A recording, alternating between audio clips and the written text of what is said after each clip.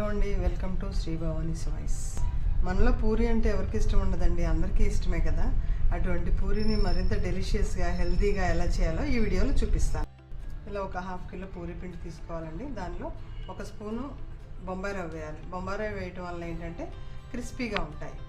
ఇంకోటి ఏంటంటే కాజు అనేది ఇందులో వేసుకుంటే చాలా టేస్టీగా ఉంటుంది పూరి.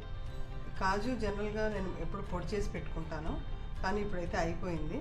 దీన్ని డిఫరెంట్గా ఇప్పుడు ఏం చేస్తానంటే ఇలా మిక్సీ వేసేసుకుంటా. ఇలా మిక్సీ వేసుకొని పేస్ట్ చేసేసుకొని ఈ పేస్ట్ని ఇందులో కలుపుతాను.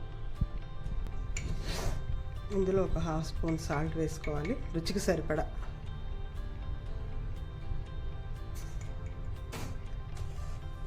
కాజు పేస్ట్ని మనం మిక్సీలో వేసుకున్నాం కదా, మెత్తగా గ్రైండ్ చేసుకొని దాన్ని ఇందులో వేసేసుకోవాలి.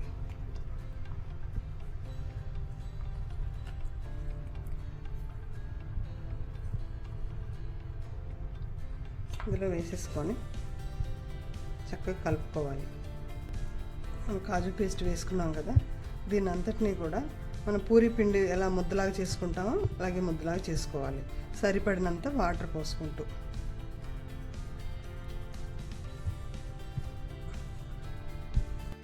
మామూలుగా అయితే నేను పూరి పిండి కలిపేటప్పుడు ఒక స్పూన్ పంచదార, ఒక 2 స్పూన్స్ ఆయిల్ కూడా వేసుకుంటాను.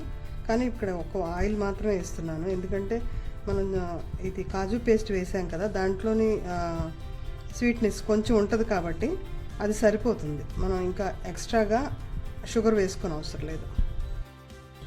మన పూరి పిండి రెడీ అయిపోయింది. ఎప్పుడు కూడాను పూరి చేసేటప్పుడు పూరి పిండి కొంచెం గట్టిగా ఉండాలి, చపాతీ పిండి కొంచెం పలచగా ఉన్నా పర్వాలేదు. పూరి పిండి గట్టిగా ఉంటేనే పూరీలు పొంగి చక్కగా మృదువుగా వస్తాయి. స్టవ్ వెలిగించి స్టవ్ మీద కళాయి పెట్టి ఇలా ఆయిల్ పోసుకొని వేడెక్కేలోపు మనం పూరీలు చేసుకున్నాము. ఎప్పుడు కూడా పూరీలు చేసేటప్పుడు ఇలా గుంట కళాయి పెట్టుకోవాలి. దీని మూలనే ఎక్కువ నూనె పట్టదు, తక్కువ నూనెతో పూరీలు చేసేసుకోవచ్చు. పూరీ చేసేటప్పుడు పూరీకి వాడే ఆయిల్ నల్లబడకుండా ఉండాలంటే నేను ఒక టిప్ చెప్తాను. పూరీ చేసేటప్పుడు మనం పూతపిండి తీసుకుంటాం కదా, ఆ పూతపిండి అనేది బియ్య పిండి తీసుకోవాలి. చపాతీ పిండి కాకుండా బియ్య పిండి తీసుకుంటే ఆయిల్ నల్లబడకుండా ఉంటుంది.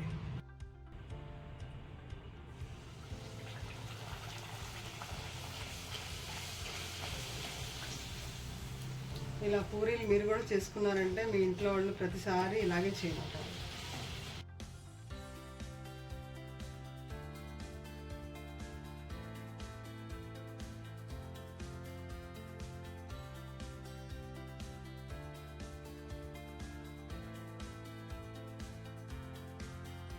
హెల్తీగా రుచిగా ఉండే కాజు పూరి రెడీ అయిపోయింది.